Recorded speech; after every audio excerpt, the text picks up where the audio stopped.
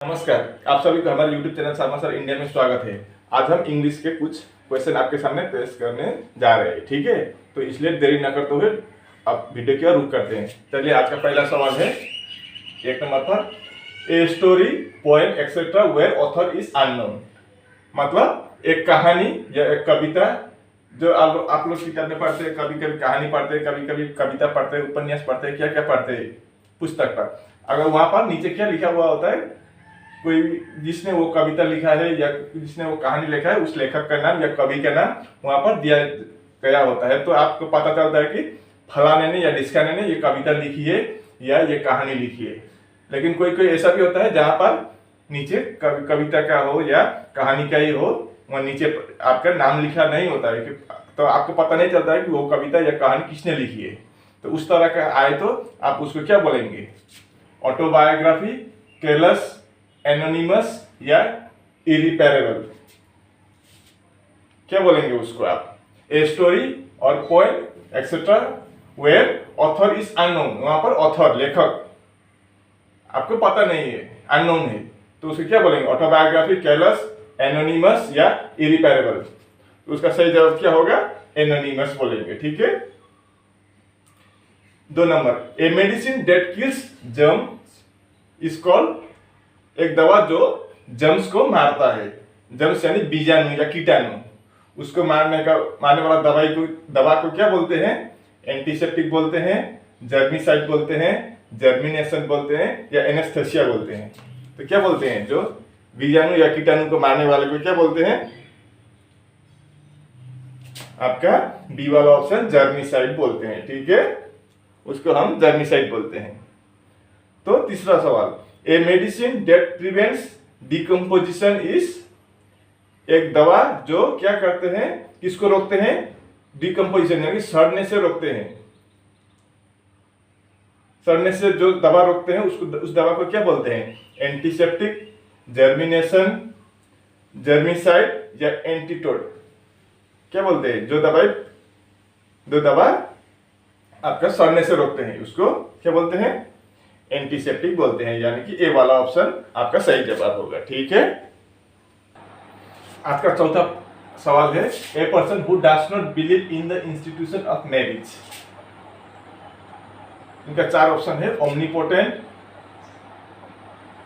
Misogamist, misogynist और bachelor. मतलब यहाँ पर सवाल क्या है? ए person who does not believe in the institution of marriage, एक आदमी जो विवाह पर यकीन नहीं करता है या विवाह पर कोई उसका रुचि नहीं है, इंटरेस्ट नहीं है, उसको शादी करने में कोई रुचि नहीं है, या बोले तो सीधी भाषा में बोले तो उसको लड़की या महिला पर कोई रुचि नहीं है, इंटरेस्ट ही नहीं है उसको, वो अकेला ही रहना अच्छा पाता है, ठीक है। उस तरह के आदमी को क्या बोलते हैं? A person who does not believe in the institution of marriage, omnipotent, misogamist, misogynist और बैचलर। तो इन 4 में से कौन सा होगा? आपका मिसोगैमिस्ट बोलते हैं उस तरह के आदमी को, ठीक है। अब 5th question, a person who imports and exports goods secretly from abroad because they are illegal. अगर एक आदमी इंपोर्ट एंड एक्सपोर्ट का मतलब विदेश से खरीदता भी है और विदेश में बेचता भी है, गुड्स सामान, सीक्रेटली मतलब चुपचाप से, फ्रॉम अब्रॉड मतलब विदेश से, बिकॉज दे आर इलीगल क्योंकि वो इलीगल है। मतलब वो एक आदमी जो विदेश से कोई सामान खरीदता है सीक्रेटली और वो बेचता भी है सीक्रेटली, तो उसको क्या बोलते हैं? उस तरह के आदमी क्या बोलते हैं? टेररिस्ट, स्मगलर, बिजनेसमैन या सेडलर्स, क्या बोलते हैं? आप लोग ने फिल्म में देखा ही होगा, अगर ऐसा आदमी होता है ना जो विदेश से सामान खरीदता है चुपचाप से, तो उस तरह के आदमी को क्या बोलता है? स्मगलर, क्योंकि वो इलीगल होता है सामान, जैसे ब्राउन शुगर हो, ड्रग्स हो, कोई भी हो ऐसा सामान, वो पुलिस को पता ना चले इसलिए वो लोग क्या करते हैं? चुपचाप से विदेशों से क्या करते हैं? खरीदते हैं और बेचते भी है, क्योंकि वो इलीगल है वो, इसलिए वो उस तरह के आदमी को क्या बोलते हैं? स्मगलर बोलते हैं, ठीक है। अब 6ठा सवाल, ए पर्सन हु नोस एवरीथिंग, एक आदमी जो जिनको सब पता है या एक आदमी जो सब जानता है, तो उसको क्या बोलते हैं? ओमनिशिएंट, सिमोगिनिस्ट, ओमनीपोटेंट या ओमनी प्रेजेंट। क्या बोलते हैं? एक आदमी जिसको सब पता है या एक आदमी जो सब कुछ जानता है, तो उसको क्या बोलते हैं? ओमनिशिएंट। यानी कि ये वाला ऑप्शन आपका सही जवाब होगा। ठीक है। आपका 7वां सवाल, ए पर्सन हु स्पीक्स 2 लैंग्वेजेस। एक आदमी जो 2 भाषा में बोलता है, तो उसको क्या बोलते हैं? फॉरेनर, रेफ्यूजी, बाइलिंगुअल या ओमनीपोटेंट बोलते हैं। एक आदमी जो 2 भाषा में बोलते हैं, जैसे मैं अभी 2 भाषा में बोल रहा हूँ, आपको क्वेश्चन इंग्लिश में पढ़ रहा हूँ, आपको हिंदी में समझा रहा हूँ, तो मैं भी अब हिंदी और इंग्लिश 2 यूज कर रहा हूँ, तो उसको क्या बोलते हैं? 2 भाषा एक साथ यूज करने पर यूज करें तो उसको क्या बोलते हैं? जो फॉरेनर नहीं बोलते हैं, रेफ्यूजी भी नहीं बोलते हैं, ओमनीपोटेंट भी नहीं बोलते हैं, बाइलिंगुअल बोलते हैं। ठीक है। लिंगुअल यानी लैंग्वेज के साथ लिंगुअल का संबंध है। बाई मतलब 2, ट्राई हो तो 3। बाईसाइकिल होता है ना, बाइक मतलब 2 चक्के होते हैं, पहिए होते हैं, इसलिए बाईसाइकिल। अगर ट्राई साइकिल का मतलब 3 पहिए वाला साइकिल, जो बच्चे लोग चलाते हैं 3 पहिए वाला, उसको ट्राई साइकिल बोलते हैं। ठीक है। बाइलिंगुअल का मतलब 2 भाषा है। Who doubts on the existence of God? एक आदमी जो भगवान के अस्तित्व पर शंका करता है, बोलता है कि भगवान ही नहीं है, भगवान के अस्तित्व पर शंका करता है, तो उसको क्या बोलते हैं? इगोइस्टिक, इंटेलिजेंट, इंटिस्टेड या एंगोस्टिक। Who doubts on the existence of God? भगवान के अस्तित्व पर ही जो शंका करता है या सवाल करता है, तो उसको क्या बोलते हैं? इगोस्टिक, इंटेलिजेंट, इंटिस्टेड या एग्नोस्टिक। क्या बोलते हैं? आपका डी वाला ऑप्शन एंगोस्टिक बोलते हैं। ठीक है। One who believe in God is called theist, Theist, theist, and one who does not believe in God is called atheist। ये भी याद रखना। ठीक है। थियस्ट और एथियस्ट, जो भगवान पर आस्था रखता है, विश्वास करता है, उसको थियस्ट, Theist, थियस्ट, और जो भगवान पर कोई विश्वास ही नहीं करता, नास्तिक, उसको एथियस्ट। अगर टी से स्टार्ट हो तो वो आस्तिक, और जो ए से स्टार्ट हो तो वो एथियस्ट, वो नास्तिक। आस्तिक और नास्तिक तो आप समझते हैं। ठीक है। What is the antonym of far? Antonym का मतलब क्या होता है? विपरीत अर्थ। सिनोनिम्स बोले तो सेम टू सेम, समार्थक, तो और एंटोनिम बोले तो विपरीत अर्थ। फार का मतलब दूर, दूर का विपरीत क्या होता है? डिस्टेंस, नियर, सीवियर और लॉन्ग। तो इन 4 में से कौन सा होगा आपका antonym of far? Antonym of far आपका नियर होगा। ठीक है। आपका दूर, दूर का विपरीत नजदीक है। नियर का मतलब नजदीक, फार का मतलब दूर। ठीक है। आज का 10वां सवाल, what is the synonym of काम? काम की सिनोनिम, सिनोनिम का मतलब सेम मीनिंग। तो आपको पहले काम का अर्थ जानना होगा। काम का मतलब क्या होता है? शांत। तो उसका सेम मीनिंग दूसरा क्या होगा? लाफ, वेंट, क्वाइट या वायलेंस। तो आप गेस कीजिए इन 4 में से कौन सा होगा? सोचिए थोड़ा। सिनोनिम ऑफ काम्स, काम, काम का मतलब शांत, शांत का सामर्थक शब्द या सेम मीनिंग होने वाला, एक ही मीनिंग अर्थ होने वाला शब्द क्या होता है? लाफ, लाफ का मतलब हंसना। वेंट, वेंट का मतलब चला जाना, जो चला गया वो वेंट। क्वाइट और वायलेंस, वायलेंस का मतलब क्या होता है? तनाव होता है, तनाव। तो क्या होगा? क्वाइट होगा आपका। क्वाइट का मतलब शांत। ठीक है। सिनोनिम बोला है। What is the antonym of appear? Appear का विपरीत अर्थ क्या होता है? एंटोनिम का मतलब विपरीत। विजिबल, एराइव, एमर्ज और वेनिश। इन 4 में से एपियर का आपका एंटोनिम्स क्या होगा? वेनिश होगा। वेनिश का मतलब समाप्त हो जाना। एपियर का मतलब दिख जाना, निकल जाना। निकल जाना का दिखाई पड़ना, या तो एपियर दिखाई देना, तो उसका क्या होगा? वेनिश, समाप्त हो जाना। अब 12 नंबर वाला, what is the synonym of fog? हो के सामर्थक शब्द क्या है? होगा मतलब सेम मीनिंग वाला शब्द होगा क्या होगा। अब होगा आप मीनिंग नहीं जानेंगे तो आपको पता ही नहीं चलेगा क्या हो, इसलिए मीनिंग तो आपका इसका अर्थ तो जानना ही होगा। और यहाँ पर भी आप गेस कर सकते हैं, यहाँ पर कभी कभी आप अगर इसका मीनिंग ना जाने तो ऐसे यहाँ पर लगा कर भी तुक्का मार सकते हैं, ठीक है। अब देखिए, फ्रेंड का मतलब दोस्त, रिलेटिव रिश्तेदार है आपका, लगभग एक ही सेम मीनिंग लगभग। आपका दोस्त या रिलेटिव आपका रिश्तेदार, सपोर्टर आपका समर्थक, ये तीन लगभग एक जैसा लगता है, लेकिन एनिमी मतलब दुश्मन शत्रु ये अलग लगता है। तो फो का सिनोनिम क्या है? एनिमी है, ठीक है। आपका 13वां सवाल, एंटोनिम ऑफ कॉन्टामिनेट। कॉन्टामिनेट के विपरीत आप क्या होता है?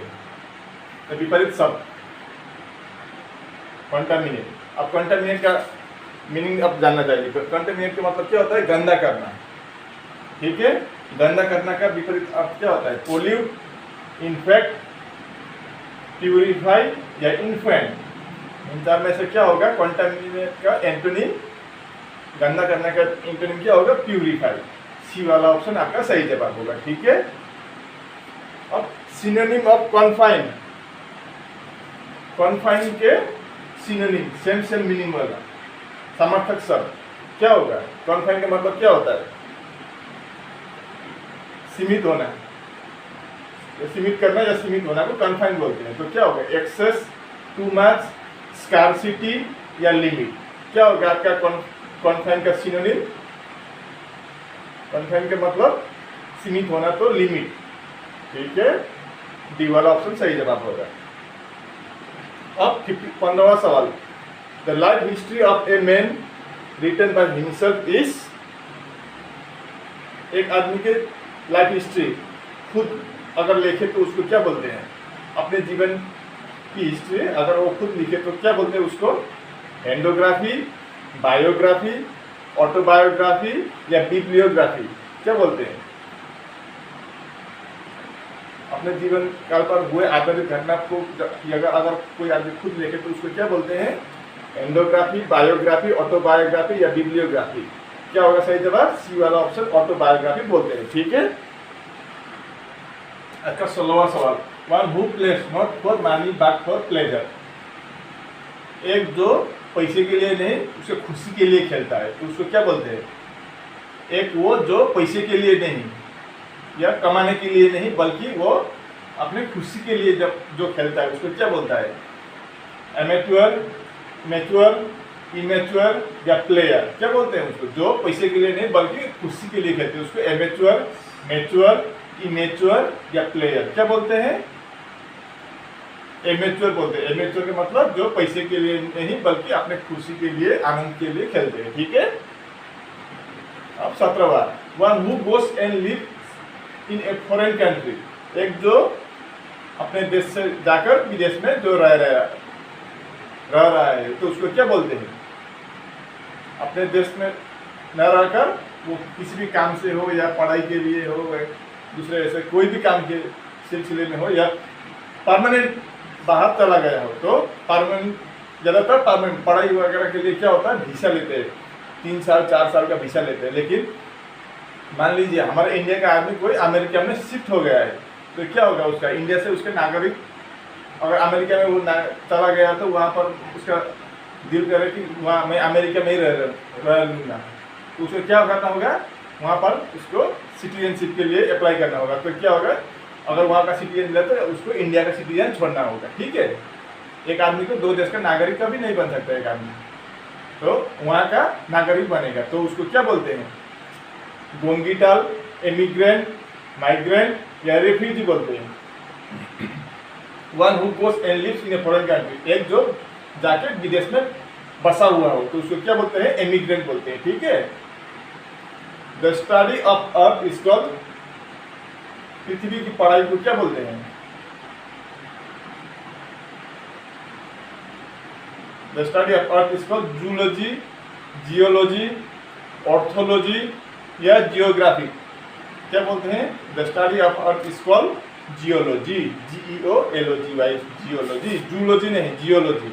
जूलॉजी और जियोलॉजी में अंतर है।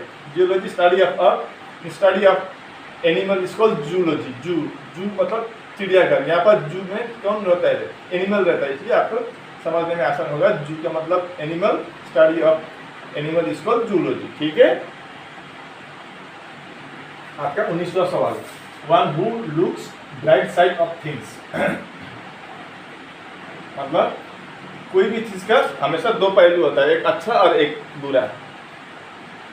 कोई भी एक आदमी जो हमेशा अच्छी तरह से उसको सोचता है, देखता है, उस नज़र से सोचता है या उसको उसी अच्छी नज़र से देखता है, तो उसको क्या बोलते हैं?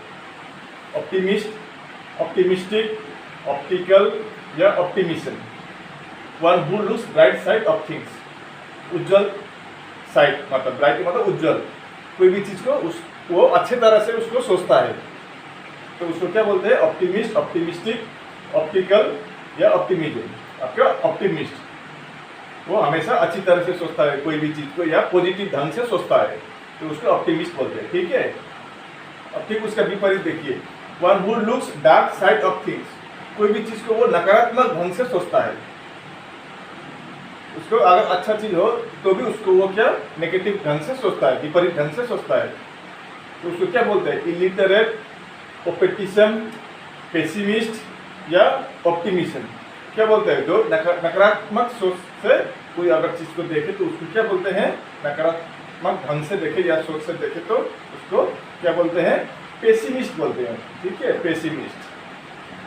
अब 21वां सवाल, चूज द करेक्ट स्पेलिंग। यहाँ पर 4 वर्ड दिए, वर्ड ही बोलिए आप, वर्ड जैसे दिखाई दे रहा है, वर्ड ही बोलिए। चलिए, तो उसमें से 3 में गलत है और एक में सही वर्ड है। ठीक है, तो आपको जो वाला सही है उसको हमको ढूंढकर निकालना होगा। एब्रीविएट लिखा हुआ है चारों में, अब कौन सा वाला एब्रीविएट का स्पेलिंग सही होगा वो हमको निकालना है। ये देखिए, ABREVIATE, ABBREIVIATE,